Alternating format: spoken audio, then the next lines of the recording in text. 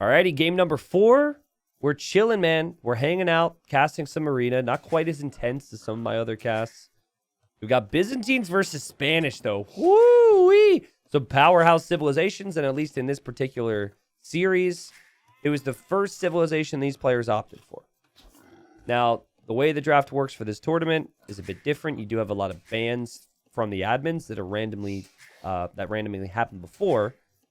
So I don't think Spanish and Byzantines would necessarily both be number 1 if it's free pick. But I'm happy to see different civilizations. And I remember some crazy games with Jordan Byzantines, man. Byzantines are really hard to kill. We got really cheap units, really strong buildings. And they could last forever. Spanish, though, also really good late game civ. Like, they have full trash options.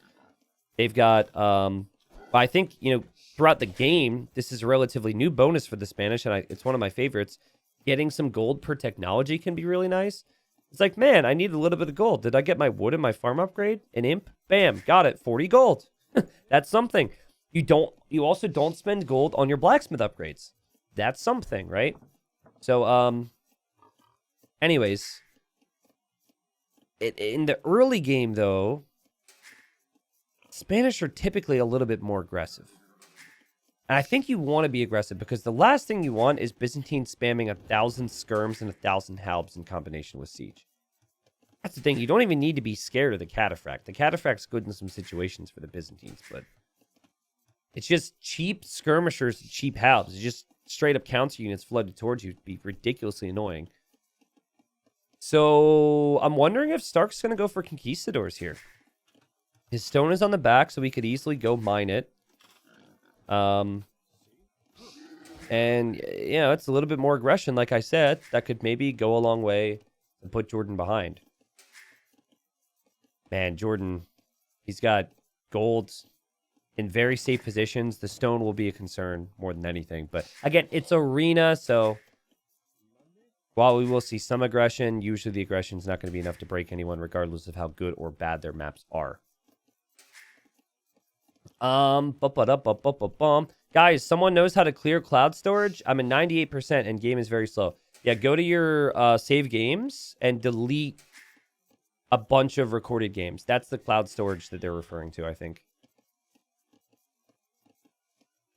Bert says, I'd love to see an all-random civ pick tourney. I think I'd be fine if there wasn't a lot of prize pool, but I don't think it's a good idea for competitive settings. Like, this is a good compromise. We don't have the same 5 civilizations played, like Turks, Burgundians, Bohemians, Bengalis, and there's probably another civ to toss in there, right? So it's not as repetitive. And we still have relatively even matchups, while seeing matchups that you don't see a lot. If you just force random civ the entire way through, I think that could lead to, again, if you want it to be taken seriously from the players and have it be fair competition, you're just ending up with opportunities where there's going to be civ disadvantages. But there's lots of different creative things you could do with civ drafts. Like, for example, right now I'm playing in a tourney called Return of Reverse Pick. So you're drafting civilizations for your opponent, which I think is pretty cool. I've enjoyed that so far. And then something like this where you're just banning out a bunch of civs makes it fun as well. All right, so I want to do the math on this. So again, you get gold per each technology as the Spanish. Is there a world where you can not mine golds and then like research some techs? Probably not, right? Because usually with this builds, you're not going to be able to afford your wood upgrade and your farm upgrade before clicking to Castle Age. So yeah, Stark's just going to go to gold, but he's also on stone. And I don't know if it'll work, but I think this is the correct call. Because we've seen middle map control be so crucial to Jordan's victories. And Byzantines are just going to be able to afford so much more. Jordan's going to stone? Huh? What? Is he expecting a castle drop and he's going to go defensive castle into fast imp or something? Whoa, dude. I mean, there is another option. He could be going to stone in order to drop a ton of town centers because it's 100 stone per town center. I don't know. I kind of doubt that. This is a little bit unprofessional. Please don't judge me. But I need to go take a leak. All right, so I'm going to be right back. It's funny, someone just said, you are an incredible dog entertainer, so sorry to not be able to entertain your dog anymore.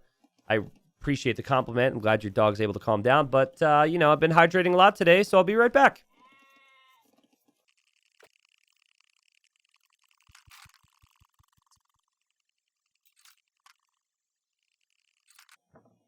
All right, sorry to interrupt Jordan's scouting, but I've returned.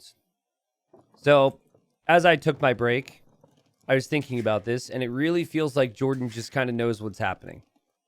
And Stark's going to send some vills forward here in a second, and he's going to drop the castle on the front. And typically, you know, if that castle goes down, you're going to see the walls go down to the castle fire, and then you're going to see conquistadors. And the conquistadors are going to run into your base, and they're going to kill everything. So what Jordan wants to accomplish here is pretty smart. He wants to simply drop a castle behind it, and it is cheaper for his civilization to go up to the Imperial Age. Jordan sees the vills now, so he's probably like, okay, I'm happy that I decided to do this because I'm going to need some defense. But, you know, you could have some potential problems, too, because the conks can always run by your castle fire. Let's see where Stark builds this. Plus Spanish build faster. I wonder if Stark is going to see that Jordan's on stone. I think he will. Not that you would change your strat at all. I don't know. Dude, do not castle over here. You castle here, man. Where are you going? Oh, that's the perfect castle. Okay, so Jordan. You need a castle, and then you need full walls everywhere. Okay, I like that. And then he's going to wall this way. Really unique game. Again, you expect the pressure. You now hope to defend from it. You're not really going to have many units to work with. A monk or two is going to be helpful. So Jordan's going to try and save the scout. And heal that up with a monk. Stark doesn't want to... Okay, well, if he was trying to follow through, I'm guessing he might have even forgotten about it, but he doesn't get through the gate. Helpful for him, actually, that he still has his scout alive, I think. Will we see a lot of conquistador production from Stark? I don't know, man. Like, Jordan's going to try and go imp into Trebs. The conks can't really break through. Now, you can see on this side, if you're Stark, that Jordan... wow, Jordan's even fully abandoning the woodline because he sees the conk. But you see enough that kind of lets you know that Jordan's probably going to be able to defend this. And Jordan's thinking, how can he pressure me? This is an exposed area. Let's just build houses towards my castle. And it's a Byzantine castle, too, so you have more HP. Maybe there's a world where you don't even go fast imp. I still think fast imp is the safest play, but Stark's just going to run on home. All right, this is the ideal world. I don't know if it's possible, but this is the ideal. You do go fast imp, but you have a second town center producing villagers while you're on the way to imp. And Jordan's going to find it difficult to get any relics here. And Jordan just straight up expected the castle drop. What a unique play here. That's crazy to me. So, for Stark, you probably are just stuck in Castle Age for a very long time now. You spend a lot of food and gold on conquistadors. You're hoping you can get relics. He's taking those relics to the monastery, which is going to be directly underneath Jordan's castle, though. Again, Stark doesn't expect... He's probably thinking my opponent's going to be going imp, but I don't think he's expecting it to be this fast. I don't think fletching for Stark would have accomplished anything. If he would have researched it immediately, maybe he could have denied the castle. I really don't know if it would have done much. Like, it's not going to have a big effect on the castle war, for example. Second town center for Stark. All of this feels natural within what resources Stark actually has available right now. Remember, Jordan just put... I know it's cheaper, but he just put a lot of res into imp. And his TC isn't producing vills now. Which is why I said I would have liked the second TC. He wants to go monks. He wants to go trebs. You know what counters monk and trebs and is available in Castle Age? Light cap. Stark can always do that. So it's an option. He doesn't have the eco setup for it, but he could. Stark has to know something's up here, right? It's been far too quiet. He sees triple monastery. Oh, he'll know. Yeah, he knows this is fast in for Jordan. He'll also see the score difference as well. He just researched Atonement, so he can convert Jordan's monks. He's trying to catch Jordan off guard. But Jordan will have block printing available and will have more range on his monks. But Jordan might not expect, as the conks kind of loop in here, and somehow Jordan hasn't lost a villager yet. It's possible that Jordan won't expect that upgrade. I love this game so far. I love how it's flowed. I'm excited. I'm also wondering if Stark is going to take the relics home. You're going to lose your castle. Also, there's the houses. He's like, I need pop space. I'm going to lose pop space once my castle goes down. I think you get your monks over here and you take these relics home, right? Oh, yeah, he's going to try it, but Jordan still has a scout. No way. That's so epic. Stark notices now. And Stark's going to lose a monk. That's a big deal because that is one less monk to take relics home with. He had 4 relics here, 5 relics here, and now he doesn't have another monk. So he can only take 3 home. Okay. That was so good from Jordan. And I described him earlier as someone who gets amazing value from low numbers of units. It typically opts for the eco, but in this situation, he didn't opt for the eco, did he? So you've got investment decisions to make right now. Do you invest into the second town center and more villagers, or do you invest into more and more army and pushing forward? Is the stone that you have, is that town center stone, or is that a castle stone? All these things need to be calculated and planned. Castle's now down for Stark. He's still got 2 relics here. Might honestly be worth it to just drop this relic off and then don't even like collect it yet and just go back to the monastery. I don't know. It's probably too little too late at this point. Jordan's getting Atonement. And Jordan will have 12 range. So, yeah, you can't really move out as we have a lead skirm as the option. I hate it. I hate it on so many levels.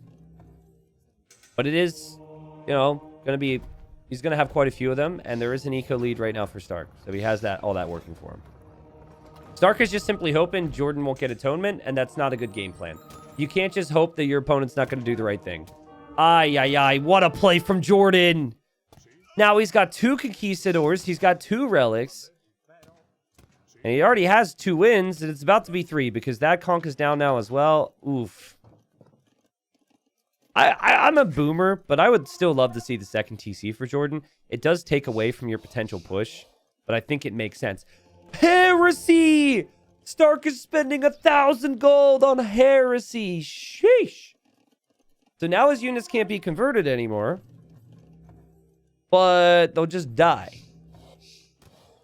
He needs something, right? He needs to engage against this. He needs to stop the Trebs from taking out all his buildings. So I get it. Jordan, the clown, the monk master, he did scout the archery ranges with those Trebs. So he's like, oh, okay, so he's invested a lot of army into this. And now he's dropping town centers. Yeah, I think, like... I think it makes sense regardless, but him seeing the investment from Stark tells him, all right, well, I can maybe cool it a little bit with the push because he's really hoping to catch me off guard here. And the thing about Castellate skirms is, like, 1 or 2 mangonels... Even just 1 mangonel puts a stop to it. That's right. So yeah, Jordan sees it. Love the Byzantine vision. Love how he saw the ranges and backed away. He's played so good. And now Stark's like, well, crap. Now I've got another problem. Now I've invested into skirms. And now I could just get smashed in the face. Also, Jordan was able to run through here and scout around. Jordan has played really good today. I don't see a reason why you shouldn't engage here with this mangonel. It's Castle Age. I think you should go for it. He's bringing his Trebs. He's bringing his conks and his monks. We have Redemption for Stark. So we could convert the Siege. And Redemption's about to complete. So this will actually get really interesting. Stark might actually be able to hold here with this combination of units. Because now Jordan's turn to think that he's got the right decision. And Jordan, 2 Mangonels though. Oh, he's got a lot of monks here. And oh god, a lot of things are dying. Siege has not been converted though. Siege has not been converted. And while monks are going down for Jordan, all the skirmishers are slowly going down here for Stark. Not worth it for Stark at all. Jordan's not that far behind economically. And Jordan wins this game and wins this series. That was so sweet from Jordan, man. So cool how he just knew, like, okay, Spanish, they can't just boom against Byzantines because I will take full map control and that'd be too easy for me. There's no way my opponent will just give me that easy victory. Stark knows what he's doing. So I'm going to predict the castle. I won't see it, but I predict it because it's as good as gold that he's going to do it. I'm going to drop a castle here, fast imp it, push it back. Man, Jordan played really well there. Like, the decision-making was incredible. The scouting, the activity there. I don't even think Stark had a bad series. I just think Jordan played really good. And it's always just a couple moments for Stark. This game, he kind of just got read like a book, but I mean, game 1, for example, I think could have gone Stark's way had he had a better fight in Castle Age. The Chinese, the Magyars game, which I think was the game prior to this, same story there. Except maybe not a better fight in Castle Age, maybe just a better fight in Imp and better timing. Stark will go to the losers bracket now. He will play the loser of Repart and Dark, or not Dark, Doubt, which is actually happening later today, and I think I'm going to be casting that. And obviously, Jordan will then play in the winner's match in this group against the winner of Doubt and Repart, which currently everyone's thinking it's going to be Doubt. I think Repart is underrated, and I think Repart could actually beat Doubt. I think Doubt's my favorite, but Repart did beat Daniel 3-1 in the qualifier, for example, and Daniel's a big talent. So we'll see. What's the number? I'm trying to do math here. This sucks. 31 kills in that game, so it wasn't really that crazy.